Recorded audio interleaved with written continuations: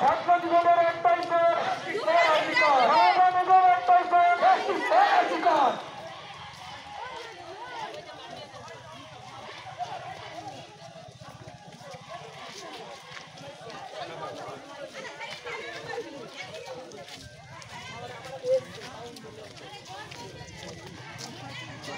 আমরা জিগরের বিচার চাই, বিচার চাই, বিচার চাই। আমরা জিগরের বিচার চাই, বিচার চাই, বিচার চাই। সমস্ত ছাত্রের একটাই ছাত্র ছাত্রীদের একটাই